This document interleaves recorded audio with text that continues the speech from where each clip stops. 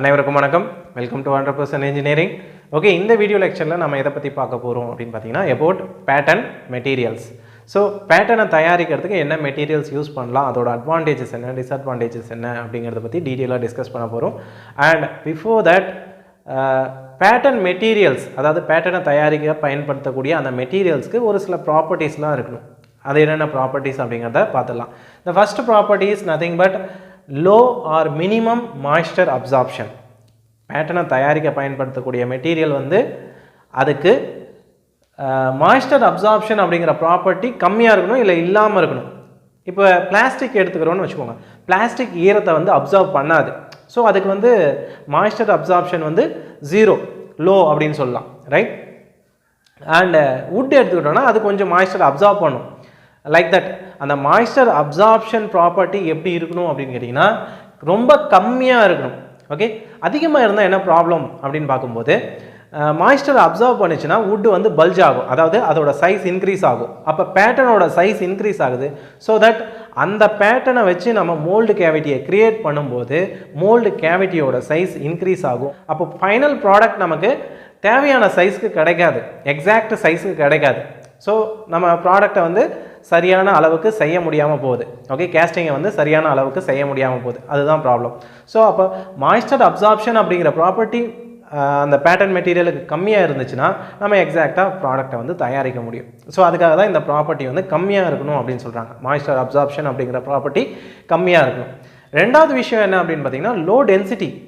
So low density அப்படின்னு பார்க்கும்போது light வெயிட்டாக இருக்கும். நமக்கு லைட் வெயிட்டாக இருக்கிறதுனால அந்த பேட்டர்னை மோல்டை க்ரியேட் பண்ணும்போது, மோல்டு கேவிட்டியை க்ரியேட் பண்ணும்போது எடுத்து வைக்கிறதும், இல்லை மோல்டு கேவிட்டி உள்ளேருந்து வெளியே எடுக்கிறதும் ஹேண்டில் பண்ணும்போது நமக்கு ஈஸியாக இருக்கும். ஸோ அதுக்காக தான் லோ டென்சிட்டி உள்ள மெட்டீரியலை ப்ரிஃபர் பண்ணுறோம், ரைட்? டென்சிட்டி அதிகமாக இருந்துச்சுன்னா வெயிட் அதிகமாக இருக்கும். ஸோ அதை ஹேண்டில் பண்ணுறது நமக்கு கொஞ்சம் டஃப்பாக இருக்கும், ரைட்? கஷ்டமாக இருக்கும், ஹேண்டில் பண்ணும்போது கஷ்டமாக இருக்கும். அண்ட் அதை ரிமூவ் பண்ணும்போதோ டிஸ்டார்ஷன்ஸ் ஏற்படுறதுக்கு வாய்ப்பு இருக்குது. ஸோ இதெல்லாம் அவாய்ட் பண்ணுறதுக்காக லோ டென்சிட்டி உள்ள மெட்டீரியலை நம்ம ப்ரிஃபர் பண்ணலாம், right? Next, good surface finish. Surface finish எப்படி இருக்கணும் அப்படின்னு கேட்டிங்கன்னா நல்லா ஸ்மூத்தாக இருக்கணும். ஸ்மூத்தாக இருந்துச்சுன்னா தான் நமக்கு மோல்டு கேவிட்டி சரியாக ஃபார்ம் ஆகும். அந்த மோல்டு கேவிட்டியில் நம்ம கேஸ்டிங்கை தயாரிக்கும் போது நமக்கு ஃபைனல் ப்ராடக்ட்டும் நல்ல சர்ஃபேஸ் ஃபினிஷோட கிடைக்கும், ஸ்மூத்தான சர்ஃபேஸோட கிடைக்கும், ரைட்? ஸோ பேட்டர்ன் மெட்டீரியல் நல்ல குட் சர்ஃபேஸ் ஃபினிஷ் உள்ள மெட்டீரியலாக இருக்கணும். அடுத்தது பார்த்திங்கன்னா ease of fabrication. Ease of fabrication அப்படின்னா நம்ம ஈஸியாக தயாரிக்க முடியணும், அதாவது பேட்டர்னை வந்து ஈஸியாக தயாரிக்க முடியும், அப்படி இருக்கக்கூடிய மெட்டீரியலாக இருக்கணும். இப்போ வுட்டுனா ஈஸியாக நம்ம வந்து பேட்டர்னை தயாரிச்சிடலாம், like that. So ease of fabrication ஒன்று. அதுக்கடுத்தது பார்த்திங்கன்னா லோ காஸ்ட். காஸ்ட் வந்து கம்மியாக இருக்கணும், முடிஞ்ச அளவுக்கு எக்கனாமிக்காக இருக்கணும். அப்போ தான் வந்து நமக்கு டோட்டல் காஸ்ட் குறையும். டோட்டல் காஸ்ட் குறையிறதுனால நம்ம வந்து கம்மியான காஸ்ட்டுக்கு ஒரு கேஸ்டிங்கை, ஒரு ப்ராடக்டை வந்து ப்ரொடியூஸ் பண்ண முடியும். ஓகே, ஸோ எவ்வளோக்கு எவ்வளோ கம்மியான காஸ்ட்டில் நம்ம மெட்டீரியலை செலக்ட் பண்ண முடியுமோ அவ்வளோ கம்மியான காஸ்ட்டில் மெட்டீரியலை செலக்ட் பண்ணணும். ஸோ இது இல்லாமல் இன்னும் ஒரு சில ப்ராப்பர்ட்டிஸ் அப்படின்னு பார்த்தீங்கன்னா வியர் ரெசிஸ்டன்ஸ் நல்லா இருக்கணும், தேய்மானம் அடையக்கூடாது. ஓகே, அப்ரேசிவ் ப்ராப்பர்ட்டி நல்லா இருக்கணும். Okay, so these are the properties we should consider before selecting the pattern material. Pattern மெட்டீரியலை செலக்ட் பண்ணுறதுக்கு இந்த ப்ராப்பர்ட்டிஸ் எல்லாம் கன்சிடர் பண்ணி தான் நம்ம செலக்ட் பண்ணணும். Okay okay fine. இது வரைக்கும் நம்ம வந்து பேட்டர்ன் மெட்டீரியல்ஸ்க்கு என்னென்ன ப்ராப்பர்ட்டிஸ் இருக்கணும் அப்படிங்கிறத பற்றி பார்த்தோம். நெக்ஸ்ட், என்னென்ன பேட்டர்ன் மெட்டீரியல்ஸ் நம்ம ஜென்ரலாக யூஸ் பண்ணுறோம் அப்படிங்கிறத பற்றி பார்க்கலாம். அதில் ஃபஸ்ட்டு பார்த்தீங்கன்னா வுட் ஜென்ரலாக வந்து less number of castings, like 10 casting, 15 casting, இல்லை அப் டு ஒரு 50 கேஸ்டிங்ஸ் ப்ரொடியூஸ் பண்ணணும் அப்படின்னா நம்ம தாராளமாக வுட்டை ஒரு பேட்டர்ன் மெட்டீரியலாக சூஸ் பண்ணிக்கலாம். வுட்டுக்கு இருக்கக்கூடிய அட்வான்டேஜஸ் அப்படின்னு பார்த்தீங்கன்னா வுட் வந்து ஈஸிலி அவைலபிள், ஈஸியாக மேனுஃபேக்சர் பண்ணலாம், அண்ட் காஸ்ட்டும் கம்மி தான், அண்ட் ஈவன் அதோட டென்சிட்டியும் கம்மியாக இருக்கும், வெயிட் கம்மியாக இருக்கும், ஈஸியாக ஹேண்டில் பண்ண முடியும். ஸோ இதெல்லாம் வந்து வுட்டோட டிஸ்அட்வான்டேஜஸ், வுட்டோட அட்வான்டேஜஸ் அப்படின்னு சொல்லலாம். நெக்ஸ்ட், வுட்டோட டிஸ்அட்வான்டேஜஸ் அப்படின்னு பார்த்தீங்கன்னா வுட்டு ஈஸியாக வந்து மாய்ஸ்சர் அப்சார்ப் பண்ணிக்கும், இது ஒரு மேஜர் ப்ராப்ளம். ரெண்டாவது பார்த்தீங்கன்னா வுட்டோட அந்த சர்ஃபேஸ் பார்த்தீங்கன்னா ஒரு ஹோமோஜினிட்டி இருக்காது, எல்லா இடத்துலையும் ஒரே மாதிரி யூனிஃபார்மிட்டி இருக்காது. கண்டிப்பாக ஒரு இடத்துல வந்து ஸ்மூத்தாக இருக்கலாம், ஒரு இடத்துல வந்து கொஞ்சம் ரஃப்பாக இருக்கலாம், அந்த யூனிஃபார்மிட்டி இருக்காது, அது ஒரு பிரச்சனை இருக்குது. அடுத்தது பார்த்தீங்கன்னா வுட்டு ஈஸியாக தேய்மானம் அடையும், வியர் ரெசிஸ்டன்ஸ் கம்மியாக இருக்கும். ஸோ கொஞ்சம் ஒரு 10 கேஸ்டிங் ப்ரொடியூஸ் பண்ணதுக்கப்புறம் வுட் அந்த பேட்டர்னோட சைஸ் பார்த்தீங்கன்னா குறைஞ்சி போயிடுறதுக்கு சைஸில் வேரியேஷன் நடக்கிறதுக்கு வாய்ப்பு இருக்குது. அது வுட்டை பொறுத்து. ஒரு சில வுட்டு வந்து ரெசிஸ்டன்ஸ் வியர் ரெசிஸ்டன்ஸ் கொஞ்சம் அதிகமாக இருக்கும், ஒரு சில வுட்டுக்கு வியர் ரெசிஸ்டன்ஸ் கம்மியாக இருக்கும், அதை பொறுத்து. ஓகே, ஸோ இதெல்லாம் வந்து வுட்டோட டிஸ்அட்வான்டேஜஸ் அப்படின்னு சொல்லலாம். ஓகே, நெக்ஸ்ட் பார்த்தீங்கன்னா என்னென்ன வுட்லாம் பயன்படுத்துகிறாங்க அப்படின்னு பார்க்கும்போது பைன் ட்ரீ அதோட வுட் யூஸ் பண்ணுறாங்க. அண்ட் மகோகனி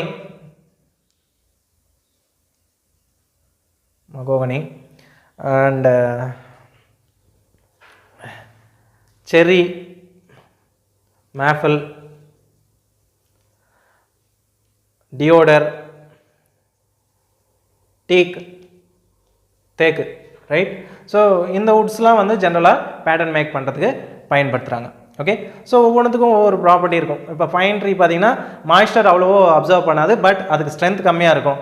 அதுவே இந்த மேப்பிள் எடுத்துட்டோன்னா, செர்ரி எடுத்துட்டோன்னா இதுக்கு வந்து ஸ்ட்ரென்த் அதிகமாக இருக்கும், பட் மாய்ஸ்டரை அதிகமாக வந்து அப்சர்வ் பண்ணணும். ஸோ இந்த மாதிரி ஒவ்வொன்றுத்துக்கும் ஒரு ப்ராப்பர்ட்டி இருக்குது. ஓகே, ஸோ வுட்டு பற்றி பார்த்தாச்சு. நெக்ஸ்ட் வந்து மெட்டலை ஜென்ரலாக எப்போ பயன்படுத்துவோம் அப்படின்னு பார்த்தீங்கன்னா very large number of castings, like ஒரு 1000 கேஸ்டிங் 2000 கேஸ்டிங்ஸ் 2000 யூனிட்ஸ் வந்து ப்ரொடியூஸ் பண்ணணும் அப்படின்னா நம்ம தாராளமாக மெட்டலை வந்து கேஸ்டிங் மெட்டீரியலாக சூஸ் பண்ணிக்கலாம்.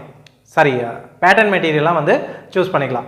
ஜென்ரலாக என்னென்ன மெட்டல்லாம் வந்து பேட்டர்ன் மெட்டீரியல்ஸ் பயன்படுத்துவோம் அப்படின்னு பார்த்தீங்கன்னா கேஸ்ட் அயர்ன் பயன்படுத்தலாம், பிராஸ் பயன்படுத்தலாம், அலுமினியம், ஒயிட் மெட்டல். ஸோ இதெல்லாம் வந்து பயன்படுத்தலாம். கேஸ்டன் ரைட் பேட்டர்ன் மெட்டீரியல்ஸை வந்து பயன்படுத்தலாம். ஜென்ரலாக ஒரு மெட்டல் பேட்டர்ன் அப்படின்னா அதுக்கு அட்வான்டேஜஸ் என்னென்ன அப்படின்னு பார்த்தோன்னா லைக் சர்ஃபேஸ் ஃபினிஷ் நல்லா இருக்கும். நமக்கு வுட்டை கம்பேர் பண்ணும்போது இது வந்து லாங்கர் லைஃப் வரும், அதிக லைஃப் வரும். மாய்ஸ்டர் அவ்வளோ ஒன்றும் அப்சர்வ் பண்ணாது இது. அண்டு வியர் ரெசிஸ்டன்ஸும் நமக்கு அதிகமாக இருக்கும், தேய்மானம் அடையாது. ஸோ இதெல்லாம் வந்து மெட்டலுக்கு இருக்கக்கூடிய அட்வான்டேஜஸ். மெட்டல் பேட்டர்ன்ஸ்க்கு இருக்கக்கூடிய டிஸ்அட்வான்டேஜஸ் அப்படின்னு பார்த்தீங்கன்னா துருப்பிடிக்கிறதுக்கு வாய்ப்பு இருக்குது. இப்போ ஃபெரஸ் மெட்டல்னால் ஈஸியாக வந்து துருப்பிடிக்கிறதுக்கு வாய்ப்பு இருக்குது. ஓகே, அண்ட் ரெண்டாவது விஷயம் பார்த்தீங்கன்னா வுட்டை கம்பேர் பண்ணும்போது இதோட காஸ்ட் அதிகமாக இருக்கும், விலை அதிகம். அண்ட் மேனுஃபேக்சர் பண்ணுறதும் கொஞ்சம் கஷ்டமாக இருக்கும். ரிப்பேர் ஒர்க்ஸ் இருந்துச்சுன்னா அதை பார்க்குறதும் கொஞ்சம் கஷ்டமாக இருக்கும். ஓகே, அண்ட் ரொம்ப முக்கியமாக பார்த்தீங்கன்னா வுட்டை கம்பேர் பண்ணும்போது இதோட வெயிட் அதிகமாக இருக்கும். தட் மீன்ஸ் டென்சிட்டி அதிகமாக இருக்கும். ஸோ ஹேண்ட்லிங் பண்ணுறது கொஞ்சம் கஷ்டமாக இருக்கும். ஸோ இதெல்லாம் ஜென்ரல் அட்வான்டேஜஸ் அண்ட் டிஸ்அட்வான்டேஜஸ். இப்போ ஒன் பை ஒன் பார்த்தோன்னா இப்போ கேஸ்ட் அயர்ன் எடுத்துக்கலாமே. கேஸ்ட் அயர்னோட ஸ்ட்ரென்த் அதிகமாக இருக்கும், வியர் ரெசிஸ்டன்ஸ் அதிகமாக இருக்கும். அதே போல் அதுக்கு வந்து டென்சிட்டி அதிகமாக இருக்கிறதுனால அதை ஈஸியாக வந்து ஹேண்டில் பண்ண முடியாது, அது ஒரு ட்ராபேக் தான். ஓகே, அண்ட் கேஸ்டிங்கை ப்ரொடியூஸ் பண்ணுறதும் கொஞ்சம் கஷ்டமாக இருக்கும் நமக்கு. ஐ மீன் பேட்டர்னை ப்ரொடியூஸ் பண்ணுறதும் நமக்கு கஷ்டமாக இருக்கும். கேஸ்டிங்கே கிடையாது, பேட்டர்னை ப்ரொடியூஸ் பண்ணுறது நமக்கு கொஞ்சம் கஷ்டமாக இருக்கும். ஓகே, ஏன்னா அது ஹெவியர் மெட்டல்.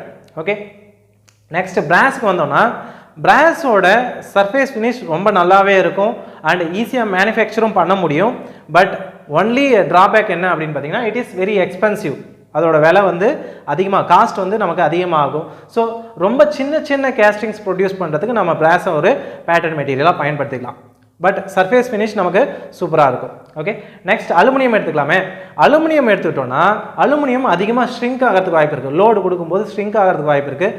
அதில் அதோட சைஸில் சேஞ்சஸ் ஏற்படுறதுக்கு வாய்ப்பு இருக்குது. அது ஒரு ட்ராபேக் அலுமினியமுக்கு. பட் இது லைட் வெயிட், ரொம்ப லைட் வெயிட் அண்ட் ஈஸியாக மேனுஃபேக்சர் பண்ணலாம். ஸோ இதெல்லாம் வந்து இதோட அட்வான்டேஜஸ். பட் வியர் ரெசிஸ்டன்ஸ் கம்மியாக இருக்கும், தேய்மானத்தை அவ்வளோ ஒன்றும் ரெசிஸ்ட் பண்ணாது. ஓகே, அது ஒரு டிஸ்அட்வான்டேஜ். இப்போ ஒயிட் மெட்டல் எடுத்துக்கிட்டோன்னா ஒயிட் மெட்டலுக்கு அலுமினியத்தை கம்பேர் பண்ணும்போது ஸ்ட்ரிங்கேஜ் கம்மியாக தான் இருக்கும். ஸ்ட்ரிங்கேஜ் வந்து கம்மியாக தான் இருக்கும். பட் ஈஸியாக தேய்மானம் அடையிறதுக்கு வாய்ப்பு இருக்குது. ஓகே, பட் காஸ்ட் வைஸ் பார்த்தீங்கன்னா ஒயிட் மெட்டல் ரொம்ப காஸ்ட் கம்மியாகும். காஸ்ட் வைஸ் பார்க்கும்போது ஒயிட் மெட்டல் காஸ்ட் கம்மியாகும். அதே போல் வந்து கேஸ்ட் அயர்னும் நமக்கு காஸ்ட் கம்மியாக தான் ஆகும். ஓகே, ஸோ இதெல்லாம் தான் வந்து மெட்டல் பேட்டர்ன்ஸை பொறுத்த வரைக்கும் நம்ம தெரிஞ்சுக்க வேண்டிய விஷயம். ஓகே, நெக்ஸ்ட் பிளாஸ்டிக் வரலாம். ஸோ பிளாஸ்டிக் தான் வந்து இண்டஸ்ட்ரீஸில் மெயின்லி யூஸ் ஆகக்கூடிய பேட்டர்ன் மெட்டீரியல் அப்படின்னு சொல்லலாம்.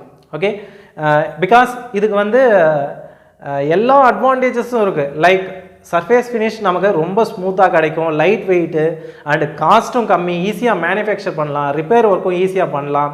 ஓகே, அண்ட் ஈஸியாக ஹேண்டில் பண்ண முடியும். ஓகே, மாய்ஸ்சரையும் இது அப்சர்வ் பண்ணாது, லைஃப்பும் ரொம்ப அதிகமாக வரும்.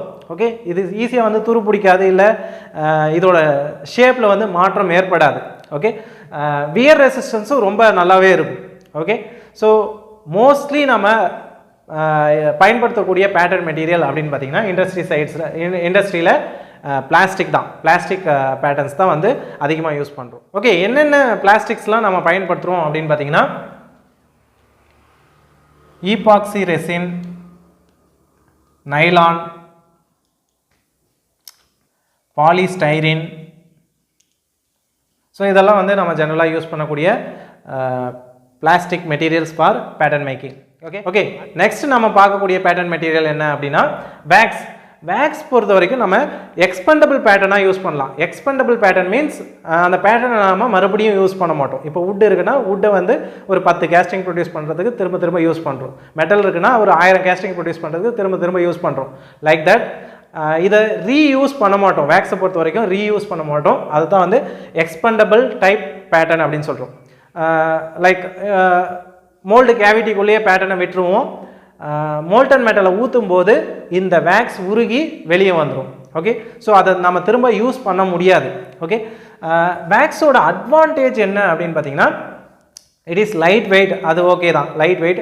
சர்ஃபேஸ் ஃபினிஷ் அவ்வளோ சூப்பராக கிடைக்கும். சர்ஃபேஸ் ஃபினிஷ் வந்து நமக்கு சூப்பராக கிடைக்கும், ஸ்மூத்தான சர்ஃபேஸ் கிடைக்கும். அப்போ கேஸ்டிங் ப்ரொடியூஸ் பண்ணும்போது இதை பேட்டர்னாக யூஸ் பண்ணி நம்ம மோல்டு கேவிட்டியை தயாரித்து நம்ம அதில் கேஸ்டிங் ப்ரொடியூஸ் பண்ணும்போது நமக்கு அவுட்புட் வந்து எக்ஸாக்ட் சைஸில் கிடைக்கும்.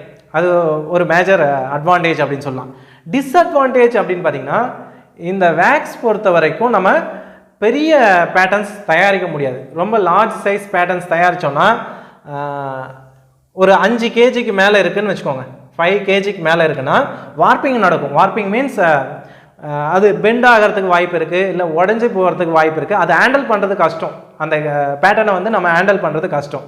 ஸோ அது ஒரு மேஜர் டிஸ்அட்வான்டேஜ் அப்படின்னு சொல்லலாம். இன்னொரு டிஸ்அட்வான்டேஜ் பார்த்திங்கன்னா வேக்ஸுக்கு வந்து அந்த ஃப்ளூயிடிட்டி அதிகம், ஃப்ளோபிலிட்டி அதிகம். ஓகே, அதிகமாக ஃப்ளோ ஆகி இந்த கேஸ்டிங் சாண்டில் சின்னதாக போர்ஸ் இருந்துச்சுன்னா கூட அது வழியாக உள்ளே போயிடும். இந்த மாதிரி உள்ளே போயிடும். ஓகே, இந்த மாதிரி உள்ளே போயிடுச்சுன்னா நம்ம மோல்டன் மெட்டலை ஊற்றும் போதும் இந்த மாதிரி கேஸ்டிங்கில் ப்ரொஜெக்ஷன்ஸ் வரதுக்கு வாய்ப்பு இருக்குது. இந்த மாதிரி என்ன சொல்கிறது, இது ரேட் லெக் அப்படின்னு சொல்லுவாங்க. ரேட் லெக், எலி கால் மாதிரி இருக்கிறதுனால ரேட் லெக் அப்படின்னு சொல்லுவாங்க. ஸோ இந்த மாதிரி ப்ரொஜெக்ஷன்ஸ் கேஸ்டிங்கில் வரத்துக்கு வாய்ப்புகள் அதிகம். இது ஒரு மேஜர் டிஸ்அட்வான்டேஜ், ரைட்? ஸோ இதுதான் வேக்ஸ் பற்றி நம்ம தெரிஞ்சுக்க வேண்டியது. அண்ட் நெக்ஸ்ட் பார்த்தீங்கன்னா ஃப்ரோசன் மெர்க்குரி. மெர்க்குரியை ஒரு -70 டிகிரிலேருந்து -80 டிகிரி செல்சியஸ் கொண்டு போயிட்டோன்னா மெர்க்குரி என்ன ஆகிடும் அப்படின்னு பார்த்தீங்கன்னா சாலிட் ஸ்டேட்டுக்கு போயிடும். ஸோ அந்த மெர்க்குரியை நம்ம பேட்டர்ன் மெட்டீரியலாக வந்து பயன்படுத்தலாம். ஸோ அதை பேட்டர்ன் மெட்டீரியலாக பயன்படுத்தும் போதும் நமக்கு சர்ஃபேஸ் ஃபினிஷ் ரொம்ப சூப்பராக கிடைக்கும். பட் இதோட டிஸ்அட்வான்டேஜ் என்ன அப்படின்னு கேட்டிங்கன்னா இது காஸ்ட்லாம் அதிகமாக ஆகிறதுனால நம்ம ரொம்ப சின்ன கேஸ்டிங்ஸை ப்ரொடியூஸ் பண்ணுறதுக்கு, ரொம்ப சின்ன கேஸ்டிங்ஸ், ரொம்ப வந்து இம்பார்ட்டண்டான, ரொம்ப முக்கியமான, ரொம்ப ஏதாவது ஸ்பெஷல் பர்பஸ் இருக்கக்கூடிய கேஸ்டிங்ஸை ப்ரொடியூஸ் பண்ணுறதுக்கு மட்டும் நம்ம ஃப்ரோசன் மெர்க்குரியை யூஸ் பண்ணிக்கலாம். Okay, so I think these are the things we should know about the pattern materials.